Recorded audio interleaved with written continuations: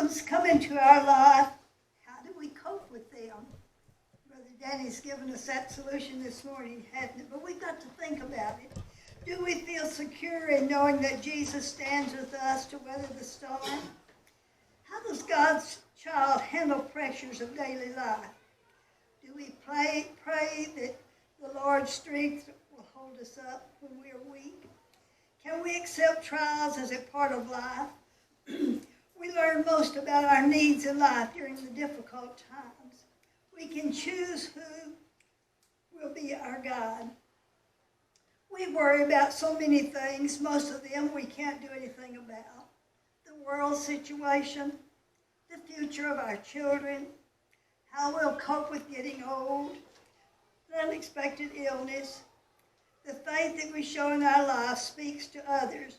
Many are looking for positive signs that God is in control. We should want to be the best that we can be as we walk in love and obedience. I want to share a little story with you this morning that has meant so much to me over the years because it shows that God has a plan for our life. A water barrier in India had two large pots, each hung on each end of a pole which he carried across his neck. One of the pots had a crack in it, and while the other pot was perfect and always delivered a full portion of water at the end of the long walk from the stream to the master's house, the cracked pot always arrived only half full. For 2 years this went on daily, with the water barrier delivering only 1.5 pots full of water to the master's house. Of course, the perfect pot was proud of his accomplishments, but the poor cracked pot was ashamed of its own imperfections. It spoke to the water bearer one day and said, "I am so ashamed of myself, and I want to apologize to you." "Why?" asked the barrier.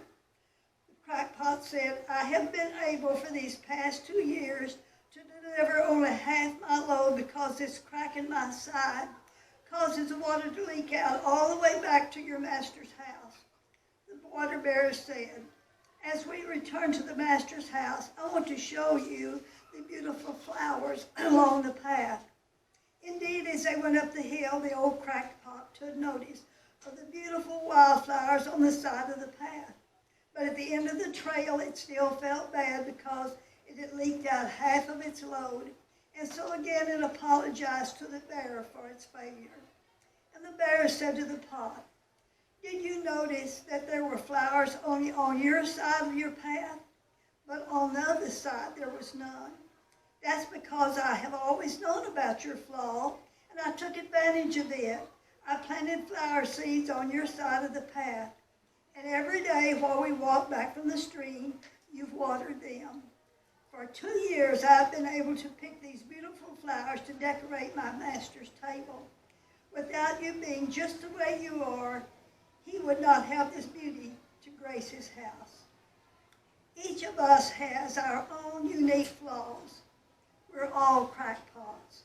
But if we will allow it, the Lord will use our flaws to grace his Father's table. In God's great economy, nothing goes to waste. So we seek to minister together, and as God calls you to the task is appointed to you, don't be afraid of your flaws. In the end, I want us to think this way together.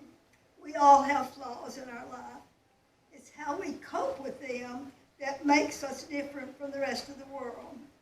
Be thankful for your flaws. They give us character. And just remember this. Remember to pray daily, because this is our spiritual oxygen. Amen.